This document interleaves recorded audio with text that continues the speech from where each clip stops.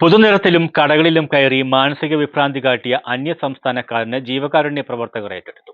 പോലീസും ജീവകാരുണ്യ പ്രവർത്തകരും എത്തി കീഴ്പ്പെടുത്തിയാണ് കൊല്ലം കോയിവിളയിൽ പ്രവർത്തിക്കുന്ന ബിഷപ്പ് ജെറോം അഭയകേന്ദ്രത്തിലേക്ക് മാറ്റിയത്. കൊല്ലം ഹൈസ്കൂൾ ജംഗ്ഷനും സമീപത്തെ വെജിറ്റേറിയൻ ഹോട്ടലിലും കയറി ബഹളം വയ്ക്കുകയും മാനസിക വിഭ്രാന്തി കാട്ടുകയും ചെയ്ത അന്യസംസ്ഥാനക്കാരനെയാണ് പോലീസും ജീവകാരുണ്യ പ്രവർത്തകരുമെത്തി കീഴ്പ്പെടുത്തി അഗതി മന്ദിരത്തിൽ എത്തിച്ചത്. ഏകദേശം 40 വയസ്സ് പ്രായമുള്ള വ്യക്തിയാണ് ഇയാൾ.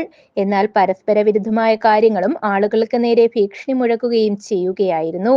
ഇയാളിൽ നിന്ന് മറ്റ് രേഖകളൊന്നും തന്നെ കണ്ടെത്താൻ കഴിയാത്തതുമൂലം താൽക്കാലികമായി കൊല്ലം കോയിവിളയിൽ പ്രവർത്തിക്കുന്ന ബിഷപ്പ് ജെറോം അഭയകേന്ദ്രത്തിലേക്ക് മാറ്റുകയായിരുന്നു. ജീവകാരുണ്യ പ്രവർത്തകരായ Sakthikulangara Ganesh, Babu, Shyam Shaji, police sub inspector Sabitha, മറ്റ് പോലീസ് ഉദ്യോഗസ്ഥർ എന്നിവർ ചേർന്നാണ് ഇയാളെ അഗതി മന്ദിരത്തിൽ എത്തിച്ചത്. ന്യൂസ് ബ്യൂറോ, കൊല്ലം.